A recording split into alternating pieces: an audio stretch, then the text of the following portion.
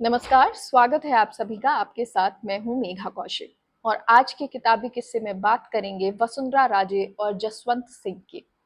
तो क्या 2014 में लोकसभा चुनाव में जसवंत सिंह को टिकट मिलने वाला था और वसुंधरा राजे ने ये टिकट कटवाया था? आज चर्चा इसी पर, क्योंकि किताबी किस्से से ये आपको जानकारी दे रहे हैं। बाड़मेर जैसलमेर, जो कि हमेशा से ही बड़ी रोचक सीट रही है और 2014 में भी इसी तरह की रोचकता इसमें नजर आई थी। दरअसल 2013 का विधानसभा चुनाव हो चुका था। राजस्थान में बीजेपी ने ऐतिहासिक जीत हासिल की थी। वसुंधरा राजे मुख्यमंत्री बनी थी और उसके बाद वो तेजी से कार्य भी करने लगी थी, क्योंकि आने वाला वक्त था लोकसभा चुनाव का और 2014 लोकसभा चुनाव की तैयारियां राजस्थान में तेजी से होने लगी। मसला हुआ टिकट को लेकर, क्योंकि अब टिकट वितरण में नामों का चुनाव करना था।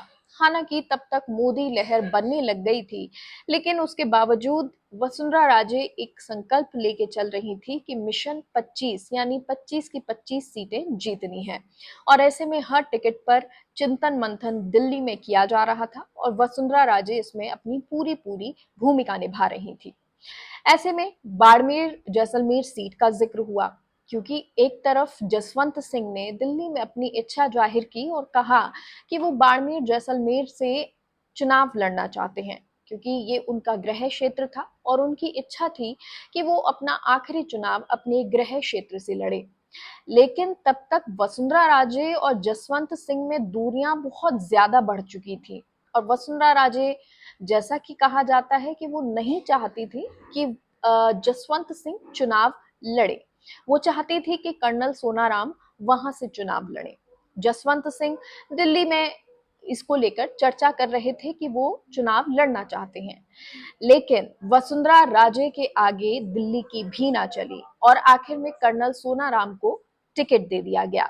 जसवंत सिंह इससे नाराज हुए और उन्होंने विद्रोह कर दिया। विद्रोह स्वरूप उन्होंने निर्दलीय चुनाव लड़ने का फैसला लिया। निर्दलीय चुनाव लड़ने वो उतरे और उन्होंने दुखे मन से ये कहा कि मैं असली भाजपा को लेकर कारवां लेकर चल पड़ा हूं। उम्मीद करता हूं जनता धीरे धीरे इसमें जुड़ती चली जाएगी। उनको उम्मीद थी कि भाजपा कार्यकर्ता भी उनका साथ देगा, लेकिन ऐसा हुआ नहीं। उनके बेटे मानवेंद्र सिंह जसोल, उन्होंने भी कोशिश की उनको उनका साथ देने की, लेकिन उस वक्त नोटिस उनको पार्टी की तरफ से मिला और वो पीछे हट गए। क्योंकि जसवंत सिंह की एक खासियत रही कि जो एक क्षेत्र से वो लड़ लेते थे, दोबारा उस क्षेत्र से वो चुनाव नहीं लड़ते थे और ऐसे में बाड़मेर जैसलमेर से भी वो पहली बार चुनाव लड़ने वाले थे। अब इधर वसुंधरा राजे ने भी इसे अपनी प्रतिष्ठा का सवाल बना लिया।